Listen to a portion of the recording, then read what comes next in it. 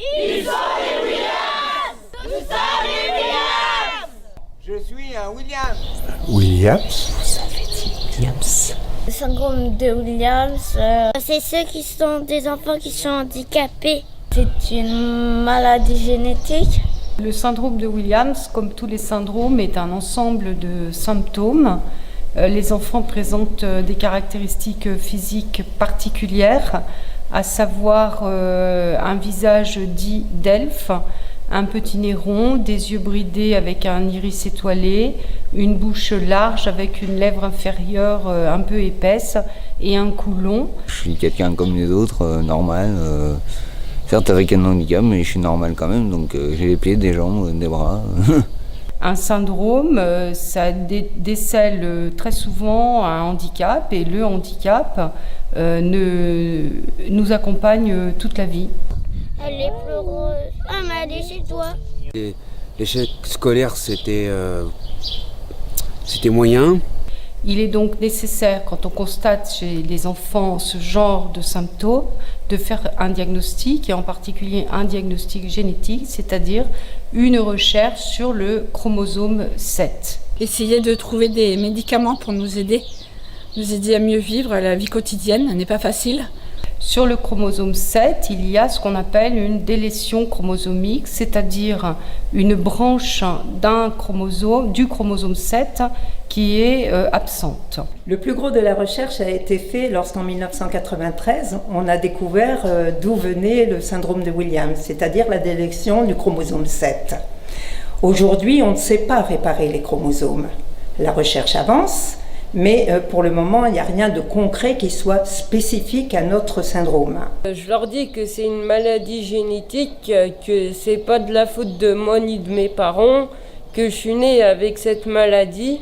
Alors l'association Williams-Rhône-Alpes existe depuis plus de 20 ans. Et, par exemple, les petites, enfin en taille, les plus petites, elle fait plus enfant qu'elle devrait être à son âge. Le but de l'association est d'accompagner, de soutenir les familles, tant sur le plan médical, sur le plan juridique, pour la recherche. Elle parle beaucoup. Ça, c'est vrai. Nous soutenons la recherche via le conseil scientifique de la Fédération française. Elle est souvent à l'hôpital. Par exemple, nous avons déjà financé pour plus de 26 000 € de projets de recherche. Et cette année, nous avons alloué un budget de 15 000 €. Que les lits sont faits, donc vos camarades vont arriver. Les jolies colonies de vacances. L'association régionale organise chaque année une colonie, la première quinzaine du mois d'août, pour les adultes Williams. Le but, c'est de rassembler tous les Williams de France, puisque ça ne reste pas que pour la région Rhône-Alpes. Merci papa, merci maman. Qu'est-ce que tu veux faire plus tard? Infirmière. Aider des gens qui sont blessés.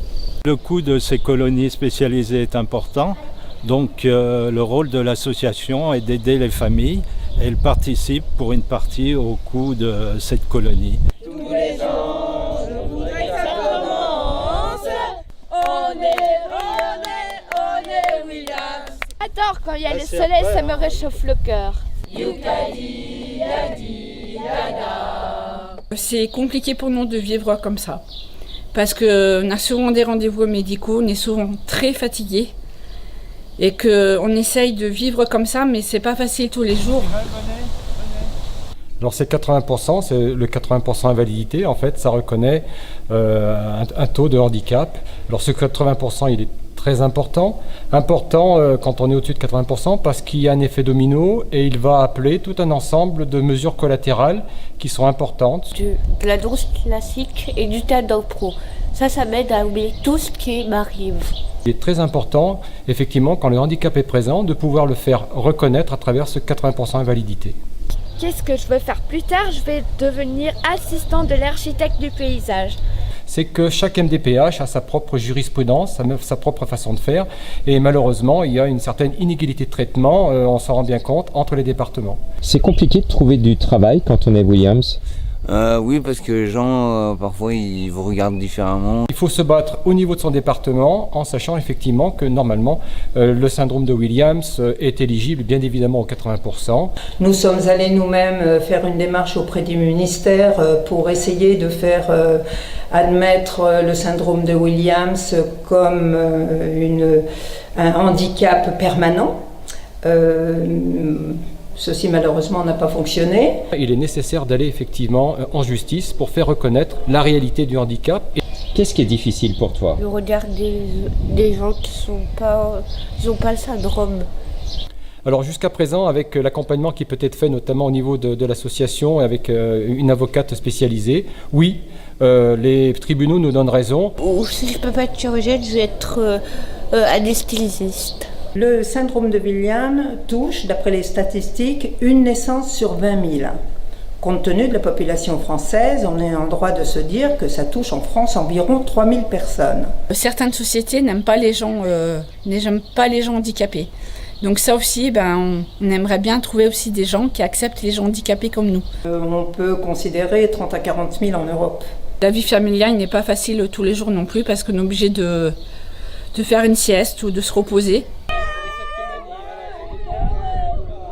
On a une chercheuse française d'ailleurs qui travaille à l'étranger, qui a découvert comment réparer les chromosomes, mais là on en est au balbutiement.